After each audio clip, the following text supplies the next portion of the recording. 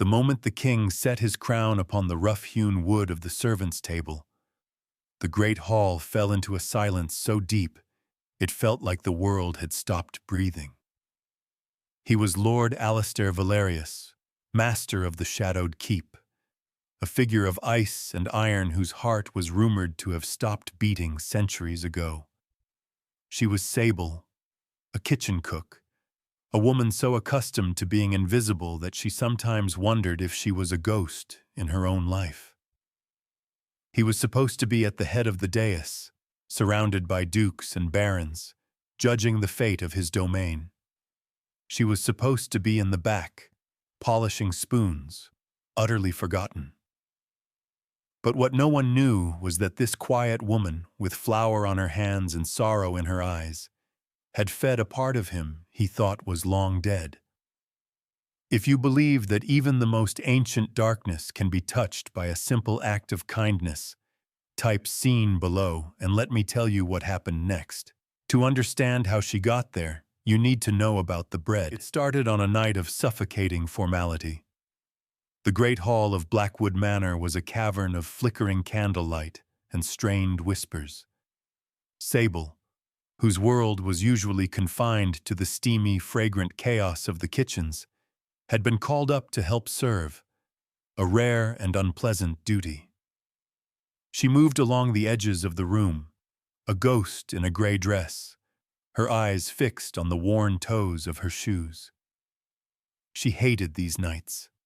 The nobility, with their jewels like chips of ice and their laughter like breaking glass, made her feel smaller than she already did. They looked through her, past her, their gazes searching for someone more important. It was a familiar feeling. Sable had spent her 24 years being overlooked. She was plain, quiet, and possessed no particular wit or charm that society valued. Her skill was in her hands, in the way she could coax flavor from the simplest ingredients, a magic no one in this hall cared to witness. Her place was below, with the heat and the noise and the honest work. Her wound was a quiet, aching loneliness, the constant, unspoken dismissal from the world above. She had long ago accepted it as her lot. At the head of the long, impossibly ornate table sat the master of the house, Lord Alistair Valerius. He was a man carved from winter itself. His black hair fell over a brow of pale marble, and his eyes, when they swept the room, were of a darkness that consumed the light. A palpable cold emanated from him, a stillness so absolute it was unnatural. Candles seemed to dip and stutter as he passed, and shadows in the corners of the room seemed to deepen, to lean toward him as if in fealty. He was ancient, they whispered in the kitchens, older than the stones of the keep, older than the gnarled oaks in the wood. He ruled with a detached, precise authority that bordered on cruelty, yet there was never chaos in his lands, only a cold, perfect order. Tonight, the feast was a masterpiece of culinary excess, orchestrated by the pompous head chef, Monsieur Dubois. Swans sculpted from sugar, towers of glazed game birds, jellies that trembled with captured light. Sable had contributed only one thing: the bread. It was a simple rustic loaf made with dark flour, wild herbs she'd gathered herself from the neglected kitchen garden, and a touch of honey from the estate's bees.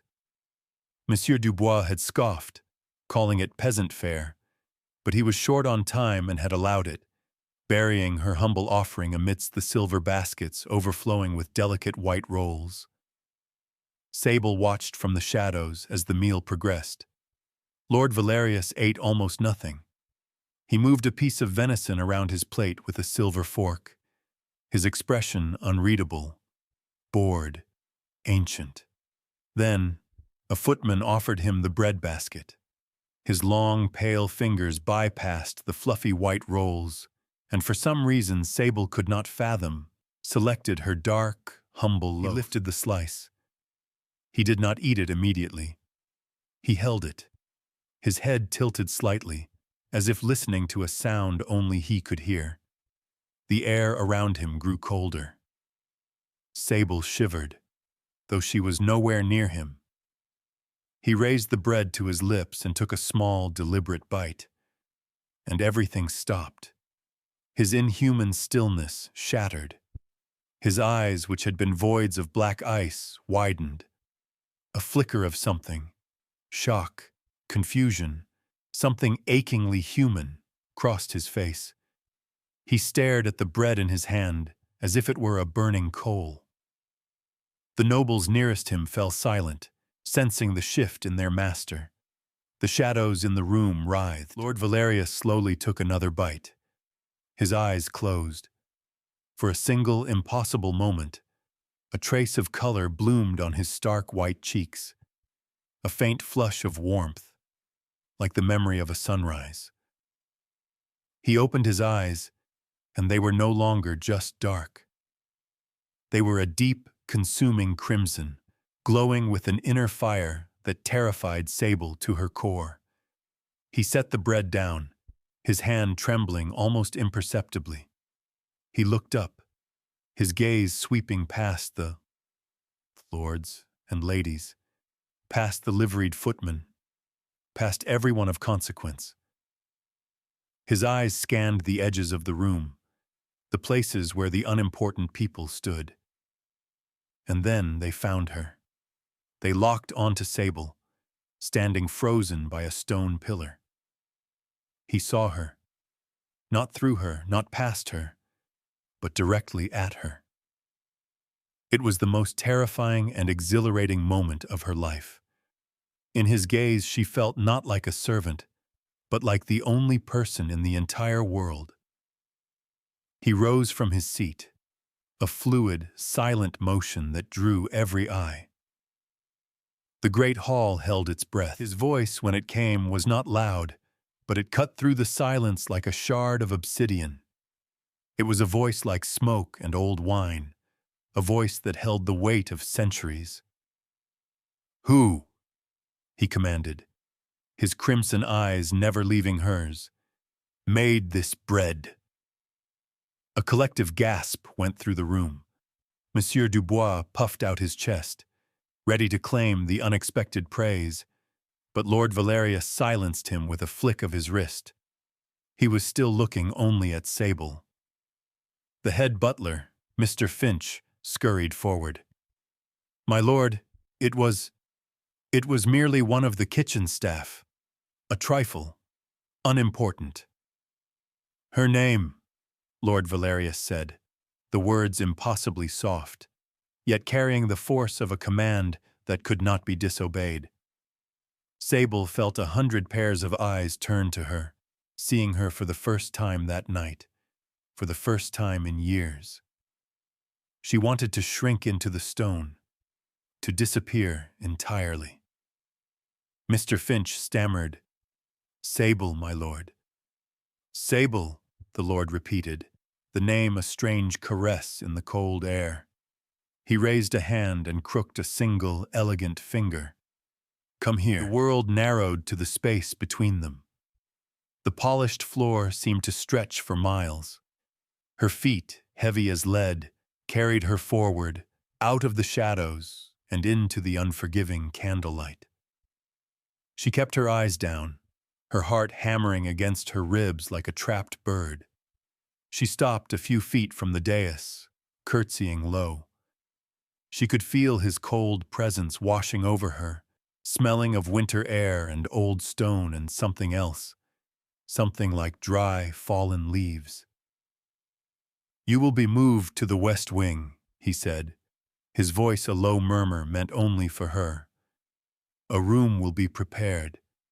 You will no longer work in the kitchens. You will work for me." The scandal was immediate and delicious to the gossips of the household. A plain, silent cook, plucked from obscurity by the master himself. Whispers followed Sable down every corridor. They said she was a witch, that she had enchanted the bread. They said she was to be his new plaything, a low-born mistress he would discard when he grew bored. Sable heard it all, and it stung. But it was nothing compared to the bewildered terror and the tiny, shameful flicker of hope in her own heart. Her new room was in a part of the manor that had been sealed for decades. It was vast and cold, filled with furniture shrouded in white cloths like sleeping giants. Dust motes danced in the single beam of moonlight, slanting through a tall, arched window. It was isolated, lonely, and 1,000 times grander than her small cot in the servants' quarters. She was given new dresses of dark, simple wool, and left utterly alone. For 3 days, she saw no one. Meals appeared outside her door on a silver tray, untouched by her. She paced the cold floors, wondering what her fate would be, certain this was some cruel mistake. On the third night, he came. There was no knock. The heavy oak door simply swung open on silent hinges. Lord Valerius stood there, a silhouette against the candlelit hallway. He was not dressed in his formal lordly attire, but in a simple black shirt and trousers that made him seem both more and less dangerous. The shadows in her room seemed to reach for him, clinging to his boots, stretching from his shoulders like dark, tattered wings. He stepped inside and the temperature in the room plummeted. Her breath misted in the air. He moved with a liquid grace that was utterly inhuman, his feet making no sound on the ancient floorboards. He stopped in the center of the room, his crimson eyes studying her. "You have not been eating," he observed. It was not a question. Sable found her voice, a small, trembling thing. I do not understand why I am here, my lord." He gestured to a small table near the window. "Sit." She obeyed, her hands clenched in her lap. He remained standing, a pillar of darkness against the moonlit glass. The silence stretched, thick and heavy. "That night, in the hall," he began, his voice low, intimate. "The bread you made. Tell me about it." Sable blinked. Of all the things she expected, this was not it. "It was just bread, my lord. Dark flour, some herbs from the garden, a little honey." "Which herbs?" he pressed, his gaze intense. "Rosemary," she whispered, "and thyme, and a pinch of lavender. My mother used to make it. She said it was calming." He closed his eyes, a strange, pained expression on his face. "Calming," he echoed. "For 300 years I have not known a moment of peace. There is a hunger, a coldness, a constant storm inside me. It is a beast that never sleeps." He opened his eyes, and the raw agony in them made her gasp. "When I ate what you made for the first time in centuries, the storm was quiet.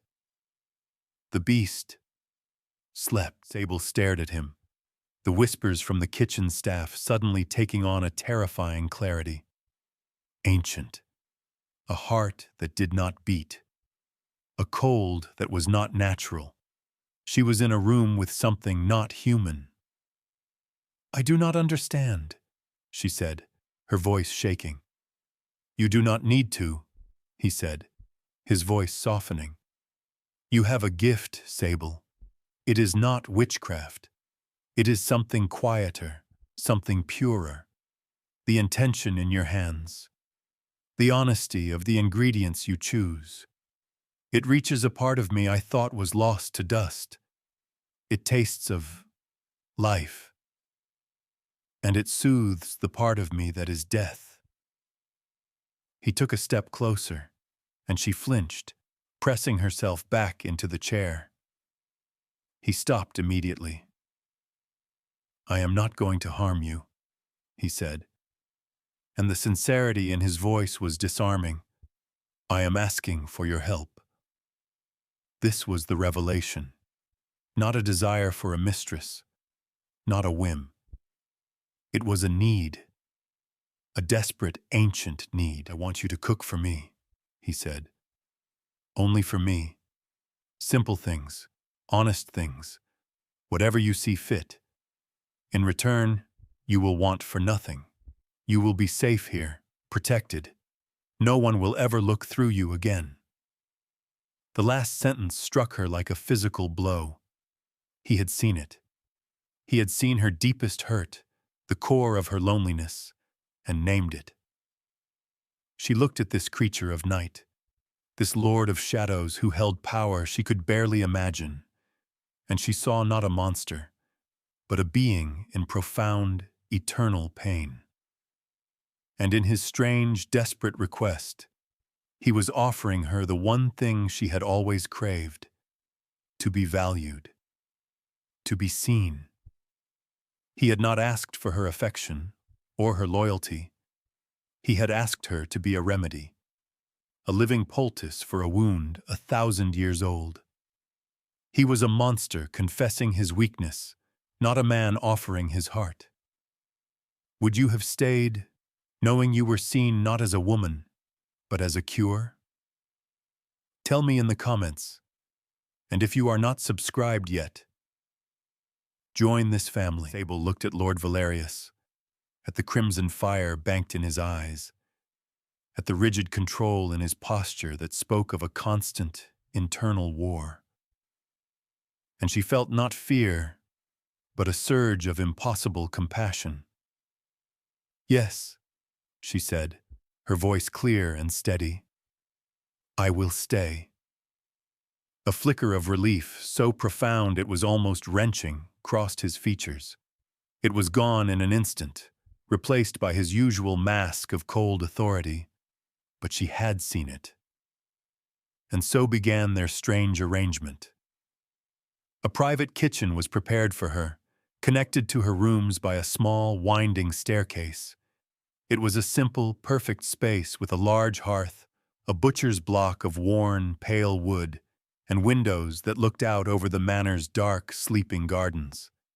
It was stocked with the finest ingredients, but Sable found herself drawn to the simple things. Fresh eggs from the estate farm, earthy mushrooms from the woods, fragrant herbs she began to cultivate in pots along the windowsill. Every night she would cook, and every night he would come. He never ate in the grand dining hall again. He would materialize in her kitchen as silently as the evening mist, seating himself at the small wooden table meant for servants. At first, their silence was heavy, broken only by the crackle of the fire and the gentle sounds of her work.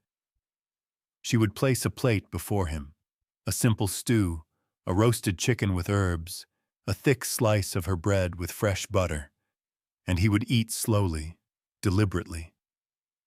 With every meal, she would see the tension ease from his shoulders. The frigid aura around him would recede, replaced by a neutral coolness.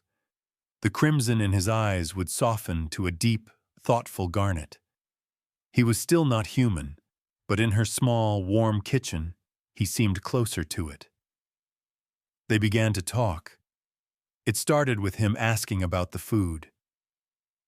"Why these spices?" he would ask, his voice a low rumble. "Cinnamon and clove," she would reply, her hands busy kneading dough for the morning. "They are warming spices. I thought, you seem so cold." He considered this, his expression unreadable. "I am," was all he said. Slowly, he began to speak of his own accord. He never spoke of his nature, not directly, but he spoke of time. He described the gardens as they were 3 centuries ago, the name of the man who planted the now ancient cedar tree by the gate. He spoke of star constellations that had long since shifted in the sky. He spoke of loneliness, not in a self-pitying way, but as one might speak of the weather, a constant, unchangeable fact of his existence. Sable, in turn, found herself opening up to him. She spoke of her childhood, of her mother's hands, always smelling of flower and herbs. She spoke of her quiet observations, the way the head gardener secretly talked to his roses, the way the youngest scullery maid cried herself to sleep at night, missing her family.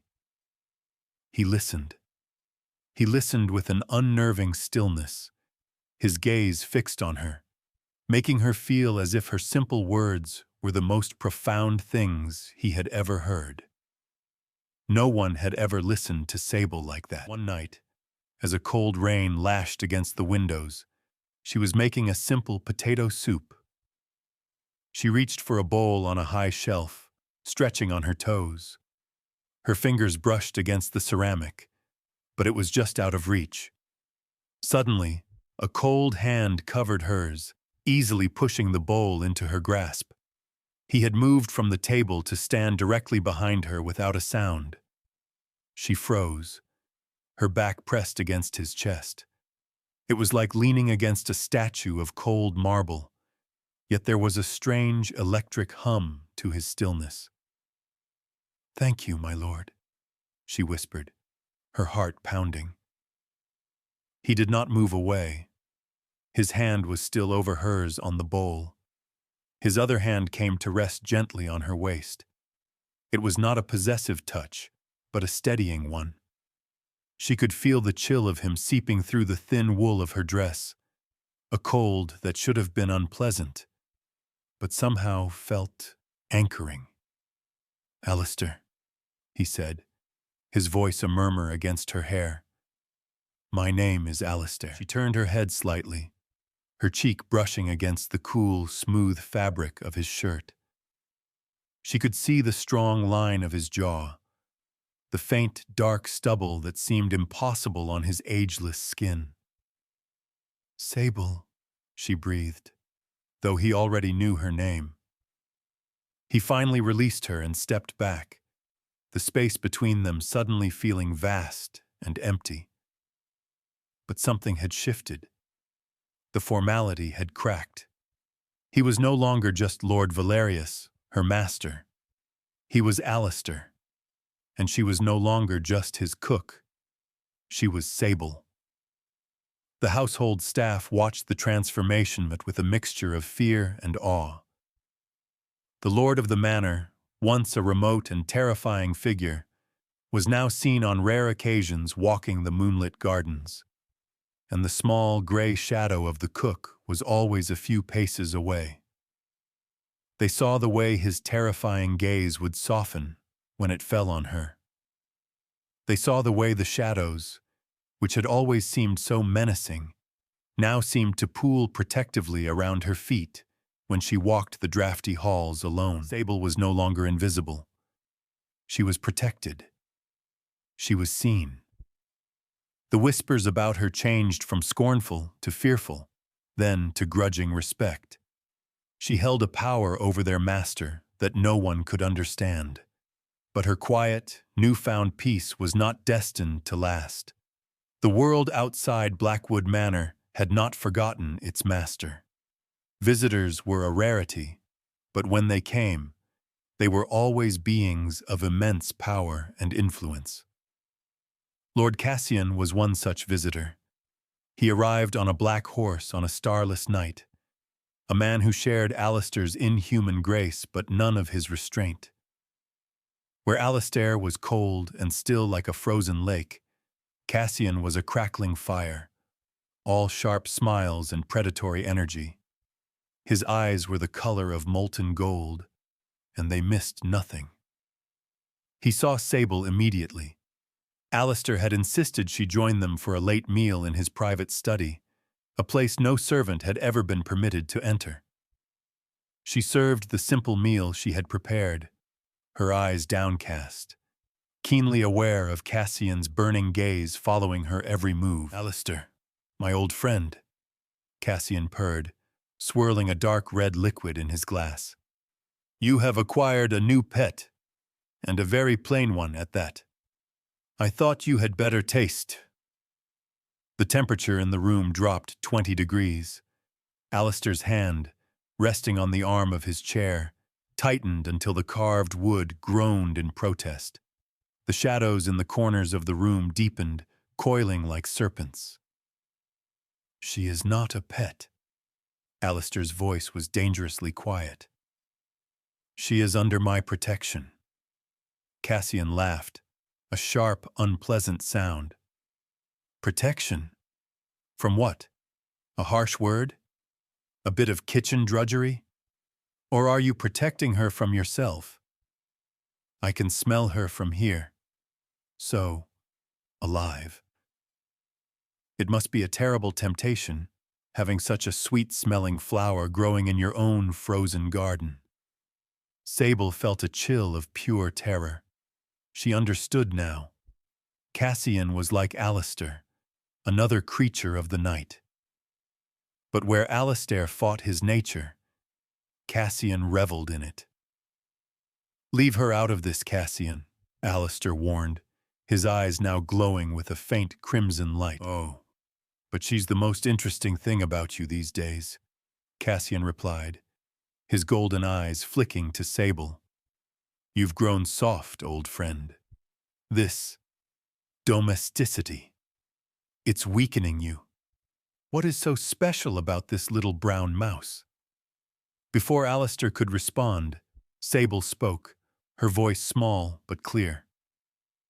"My name is Sable." Cassian looked at her, genuinely surprised that she had dared to speak. A slow, cruel smile spread across his face. "Sable. A lovely name for something so drab. Tell me, Sable, what magic do you work on our mighty king to have him so thoroughly tamed?"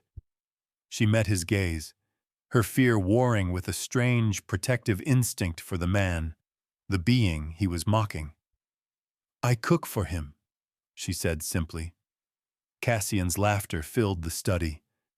"You cook for him? And what does the great vampire king eat these days? Porridge? Milk toast?"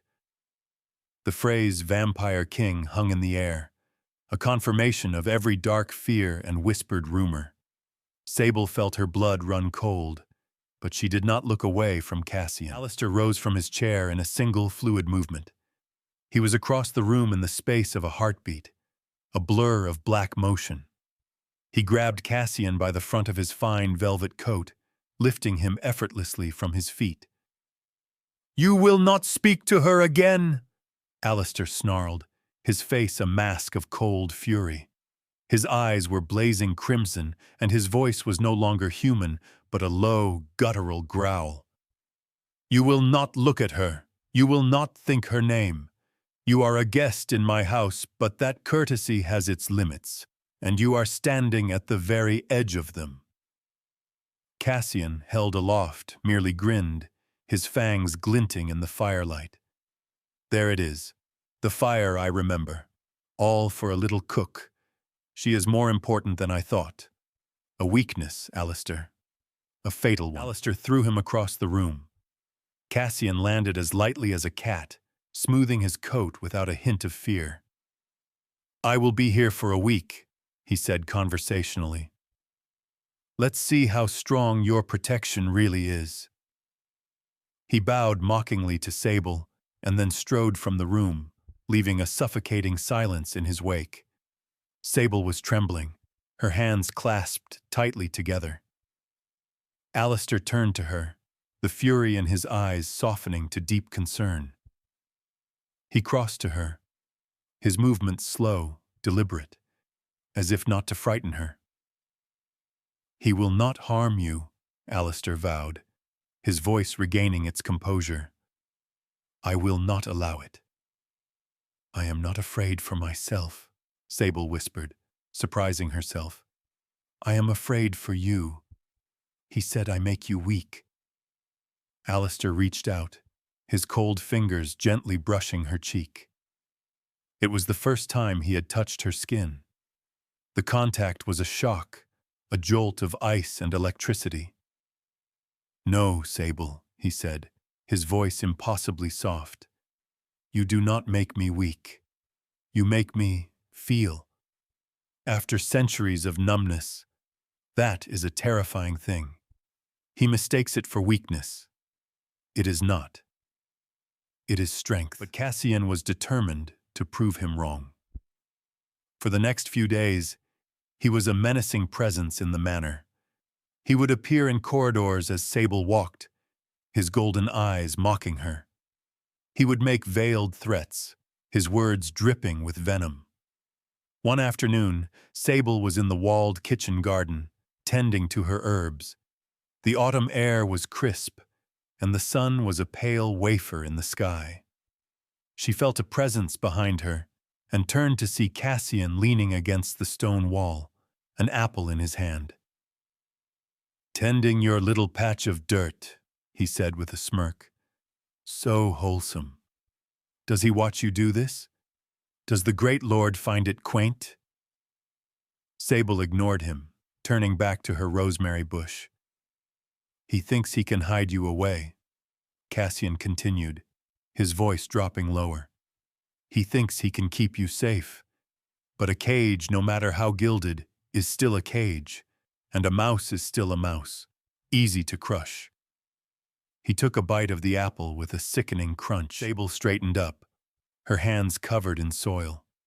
She looked at this ancient, powerful predator, and the fear was still there, a cold knot in her stomach. But beneath it, something else was growing.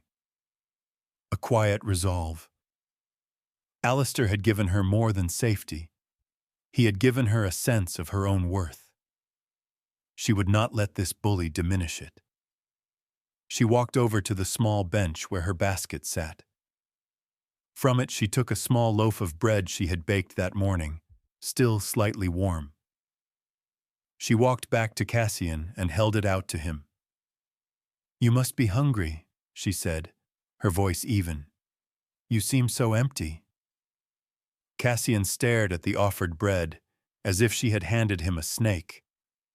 He looked from the loaf to her face, searching for a trick, for fear, for anything but the simple, disarming compassion in her eyes. He was utterly baffled. He had expected her to cower, to scream, to run. He had not expected this quiet, inexplicable act of strength. His smirk faltered. For the first time he seemed at a loss. He took a step back from her, his golden eyes wide with disbelief. "You are a strange little creature," he hissed. And then he was gone, vanishing into the shadows of the garden wall. Sable stood there, her heart hammering, the bread still in her outstretched hand. She had not fought him with power or wit. She had met his cruelty with kindness, his emptiness with sustenance, and in his confusion, she had won. That night, Alistair found her in the library, staring into the fire. He told her that Cassian was gone. He had been convinced to leave. The finality in his tone left no room for questions. The threat was neutralized. "He will not trouble you again," Alistair said, standing behind her chair. "I know," she said quietly. He tilted his head. "How?" She told him what had happened in the garden, about the bread. He listened, his stillness absolute. When she was finished, he came around the chair and knelt before her, taking her dirt-stained hands in his own. "They see you as a weakness," he murmured, looking at her hands as if they held the most precious jewels. "But they are wrong. Your compassion is a shield. Your kindness is a weapon they cannot comprehend. You are the strongest person I have ever known." Tears welled in Sable's eyes. To be seen this way, to be valued not just for what she did, but for who she was. It healed a wound in her so deep, she hadn't known how much it still bled. A week later, Lord Valerius announced he would be holding a formal reception in the Great Hall. Every noble from the surrounding lands was invited. The entire household staff was in a frenzy. Monsieur Dubois was in his element. planning a feast of impossible grandeur. Sable had no part in it. Her duties were to Alistair alone. On the night of the reception, she ate her simple meal in her own quiet kitchen, listening to the faint sounds of music and laughter from the main house. She felt a familiar pang of exclusion, the old ghost of her invisibility rising up. But it was fainter now, less powerful. As she was clearing her plate, the door to her kitchen opened. Alistair stood there, magnificent in formal black attire, a heavy silver circlet, his crown of station, on his brow. His presence filled the small room. "Come with me," he said. It was not a request. He led her through back passages and service corridors, his hand a cool, firm presence on her lower back. They emerged behind a tapestry at the far end of the great hall, near the long, rough tables where the off-duty servants were taking their own meal. The hall was ablaze with light, filled with the very people who had once looked through her, who had whispered about her. She saw Monsieur Dubois preening by his banquet table, Mr. Finch directing footmen with a stern face. Alistair led her out from behind the tapestry. A few servants noticed them and fell silent, their eyes wide. He did not lead her toward the dais, toward the high table where a seat was empty beside his own.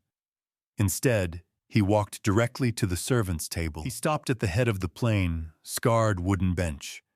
The handful of maids and stable hands sitting there scrambled to their feet, their faces a mixture of terror and confusion. Alistair paid them no mind. His focus was entirely on Sable.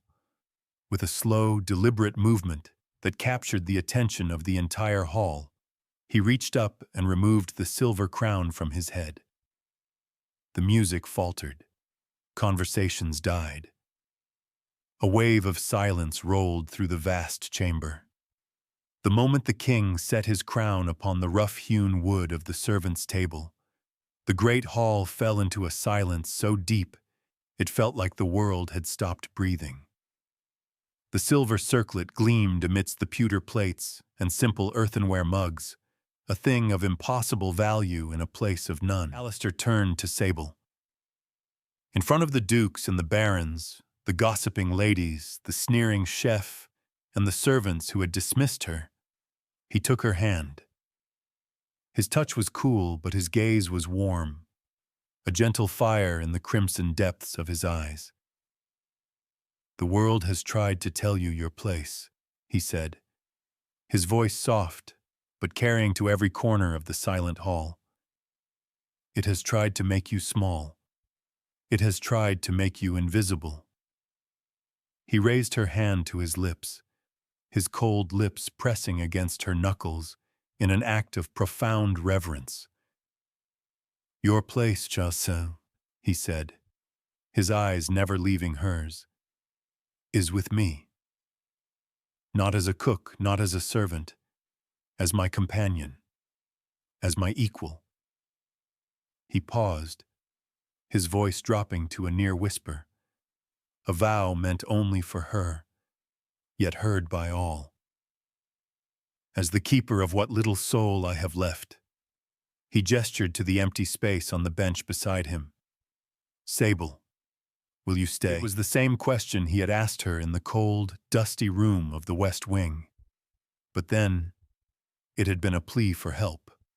Now, in this glittering hall, it was a proposal, an elevation, a public declaration that this woman, whom they had all deemed worthless, was the most valued person in his world.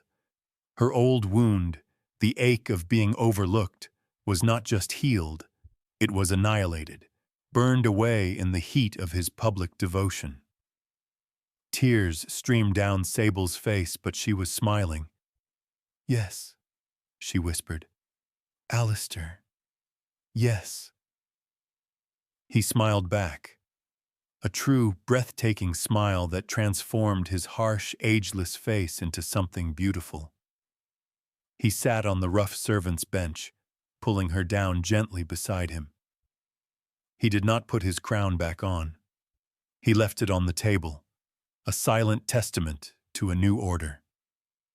He was the vampire king, a being of immense power, and he had chosen to find his throne not on a gilded dais, but on a humble bench beside her. 2 years passed. The whispers had long since died, replaced by an accepted, if not understood, reality. Sable was the lady of Blackwood Manor. She never wore jewels or fine silks, preferring her simple wool dresses. She never presided over feasts, but the kitchens were now run with a quiet kindness that made the staff fiercely loyal to her. Her true domain remained the small kitchen in the west wing, and the library, and the gardens at night. Her life was a quiet rhythm of shared meals and long conversations with Alistair. The coldness never fully left him, but it was no longer a harsh, biting frost. It was the cool, peaceful quiet of a winter twilight. He was at peace. One night, they sat together on a stone bench in the moon garden. The air was fragrant with night-blooming jasmine. Sable leaned her head against his shoulder, a familiar, comfortable gesture. His arm was around her, his customary chill a welcome anchor in the darkness. She had watched the seasons turn twice. She had seen the first gray hairs appear at her own temples in the mirror. But he remained unchanged, a perfect, constant figure carved from night and time. "You are thinking about time," he said softly. It was, as always, not a question. She nodded against his shoulder. "I am. It moves so quickly for me. For you, it does not move at all." He was silent for a long moment, his gaze on the unchanging moon. "I have a gift I can offer you," he said, his voice carefully neutral. "A way to make time stop for you as well. A way for us to have forever." She knew what he meant. Immortality. The cold kiss. The end of her warm, breathing life and the beginning of a long, starlit twilight at his side. "It is your choice, Tichung," he added quickly, his hold on her tightening almost imperceptibly. "It is a gift, not a demand. I would never force it upon you. I would watch you grow old and love you every day of it, if that is what you wished. Your life is your own." Sable sat up, turning to face him. She looked into his ancient, beautiful eyes, which held all the love and patient sorrow of 1,000 lifetimes. She saw the fear there, the fear that she would choose her mortal life, that he would have to watch her fade away, that he would be alone again. She raised her hand and placed it flat against his chest, over the place where his heart should have been beating. There was nothing, just a profound, absolute stillness beneath the cool fabric of his shirt. But she knew that inside, where it mattered, he was no longer still. He was full of a life she had helped him rediscover. She leaned in and pressed a gentle kiss to his lips. They were cold, as always, but they were not lifeless. They were the lips that had spoken her name and made it matter. "You told me once," she whispered against his mouth, "that my place was with you." She pulled back just enough to look into his eyes. Forever sounds like the right amount of time. A single, perfect tear, like a drop of molten silver, traced a path down his cheek. He did not ask if she was sure. He did not need to. He saw her. He saw all of her. And her answer was written in the steady, fearless love in her eyes.